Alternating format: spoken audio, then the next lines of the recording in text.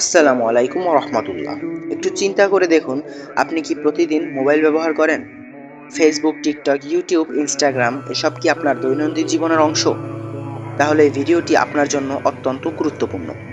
কারণ আমরা অনেকেই এমন কিছু গুনাহ প্রতিদিন করছি যা হয়তো আমাদের চোখে ছোট মনে হয়, কিন্তু আল্লাহর কাছে তা হতে পারে ভয়াবহ। সবচেয়ে ভয়ের বিষয় হলো, এই গুনাহগুলো করতে আমাদের ঘর থেকে বের হতে হয় না, শুধু একটি মোবাইল ফোনই যথেষ্ট। আজ আমরা জানব মোবাইলের মাধ্যমে প্রতিদিন অজান্তেই করা 7টি বড় গুনাহ সম্পর্কে। ভিডিওটি শেষ পর্যন্ত দেখুন, কারণ শেষের গুনাহটি এমন একটি বিষয় যেটা প্রায় 90% মানুষ প্রতিদিন করছে। ভিডিও শুরু করার আগে একটি অনুরোধ: আপনি যদি ইসলামিক ভিডিও পছন্দ করেন তাহলে এখনই ভিডিওটিতে একটি লাইক দিয়ে দিন এবং সিফাতি বার্তা চ্যানেলটি সাবস্ক্রাইব করে বেল আইকনটি অন করে রাখুন। নাম্বার 1, গীবত ও অপবাদ ছড়ানো। রাসূল সাল্লাল্লাহু আলাইহি ওয়াসাল্লাম বলেছেন, গীবত হলো তোমার ভাইয়ের এমন কথা বলা যা সে অপছন্দ করে। আজকে ফেসবুকের কমেন্টসে, মেসেঞ্জার গ্রুপে কিংবা বিভিন্ন পোস্ট শেয়ার করে আমরা অনেক সময় অন্যের সমালোচনা করি। কখনো কখনো যাচাই না করেই কারো বিরুদ্ধে পোস্ট শেয়ার করি। এটা শুধু গীবত নয়, অনেক সময় অপবাদও হয়ে যায়। ভাবুন তো, একটি শেয়ার বাটনে চাপ দিয়ে আপনি কত বড় গুনাহ নিজের আমলনামায় যোগ করছেন। নাম্বার 2, হারাম জিনিস দেখা। মোবাইল আমাদের হাতের মুঠোয় পুরো পৃথিবী এনে দিয়েছে, কিন্তু একই সঙ্গে হারামের দরজাও খুলে দিয়েছে। অনেকেই বলে, আমি তো শুধু একটু দেখলাম, কিন্তু শয়তান কখনো এক ধাপে মানুষকে ধ্বংস করে না। ছোট একটি দৃষ্টি বড় গুনাহ শুরু করতে পারে। আল্লাহ তাআলা কুরআনে মুমিনদের দৃষ্টি সংযত রাখতে নির্দেশ দিয়েছেন, তাই মোবাইল ব্যবহারের সময় আমাদের খুব সতর্ক থাকতে হবে। এখানে একটি প্রশ্ন: আপনার মতে বর্তমানে মোবাইলের সবচেয়ে বড় ক্ষতি কি? কমেন্টসে লিখে জানান, আমি ইনশাল্লাহ আপনাদের মন্তব্য পড়ব।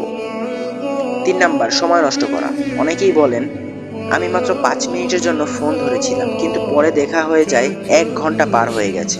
টিকটকের একটি ভিডিও থেকে আরেকটি ভিডিও, একটি রিলস থেকে আরেকটি রিলস, এভাবেই জীবনের মূল্যবান সময় নষ্ট হয়ে যায়। মনে রাখবেন, সময় এমন একটি নিয়ামত যার হিসাব কিয়ামতের দিন অবশ্যই দিতে হবে। 4 নাম্বার, নামাজ অবহেলা। মোবাইল বর্তমানে নামাজের অন্যতম বড় বাধা হয়ে দাঁড়িয়েছে। অনেক সময় আজান শুনেও আমরা বলি, এই ভিডিওটা শেষ করি, তারপর নামাজ পড়ব। কিন্তু সেই ভিডিও শেষ হতে হতে নামাজের সময় শেষ হয়ে যায়। শয়তান কখনো সরাসরি বলে না নামাজ ছেড়ে দাও, সে শুধু দেরি করায়, আর দেরি করতে করতেই মানুষ নামাজ থেকে দূরে চলে যায়। নাম্বার 5, অহংকার ও লোক দেখানো। সোশ্যাল মিডিয়ায় আমরা অনেক সময় এমন কিছু পোস্ট করি যার উদ্দেশ্য হয় মানুষকে দেখানো আমরা কি আছে, আমি কোথায় গেলাম, আমি কত ভালো। মানুষের প্রশংসা পাওয়ার জন্য করা কাজ ইখলাসকে নষ্ট করে দেয়। ইসলামে এটাকে রিয়ার আশঙ্কা বলা হয়, তাই আমাদের নিয়ত সবসময় ঠিক রাখতে হবে। এ পর্যন্ত যদি ভিডিওটি আপনার উপকারে আসে তাহলে একটি লাইক দিয়ে দিন। আপনার একটি লাইক আরও অনেক মানুষের কাছে এই গুরুত্বপূর্ণ বার্তা পৌঁছে দিতে সাহায্য করবে। নাম্বার 6, অশ্লীল ভাষা ও ঝগড়া।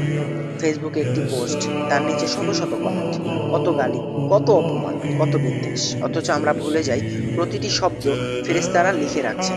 রাসূল সাল্লাল্লাহু আলাইহি ওয়াসাল্লাম বলেছেন, মুমিন ব্যক্তি গালি দেয় না, অভিশাপ দেয় না এবং অশ্লীল ভাষায় কথা বলে না। তাই অনলাইনে যেমন আচরণ করি, অফলাইনেও যেন তেমন আচরণ করতে পারি। নাম্বার 7, ভালো কাজ পিছিয়ে দেওয়া। এটাই সবচেয়ে ভয়ঙ্কর। আমরা বলি, আগামীকাল থেকে কুরআন পড়ব, আগামী সপ্তাহ থেকে নামাজ ঠিক করব, আগামী মাস থেকে তওবা করব, কিন্তু সেই আগামীকাল আর আসে না। মোবাইল আমাদের এমনভাবে ব্যস্ত রাখে যে ভালো কাজগুলো আমরা বারবার পিছিয়ে দিতে থাকি। মনে রাখুন, মৃত্যু কখনো নোটিশ দিয়ে আসে না। যদি আজই আমাদের শেষ দিন হয়, তাহলে কি আমরা প্রস্তুত? প্রিয় ভাই ও বোনেরা, মোবাইল নিজে খারাপ না, কিন্তু আমরা এটাকে কিভাবে ব্যবহার করছি সেটাই আসল বিষয়। একই মোবাইল দিয়ে কুরআন পড়া যায়, হাদিস শেখা যায়, দাওয়াতের কাজ করা যায়, আবার একই মোবাইল দিয়ে গুনাহও করা যায়। সিদ্ধান্ত আমাদের। আজকের ভিডিও থেকে যদি একটি বিষয় শিখে থাকেন, তাহলে আজ থেকেই নিজের মোবাইল ব্যবহারে পরিবর্তন আনার চেষ্টা করুন। আল্লাহ তাআলা আমাদের সবাইকে মোবাইলের অপব্যবহার থেকে হেফাজত করুন। আমিন।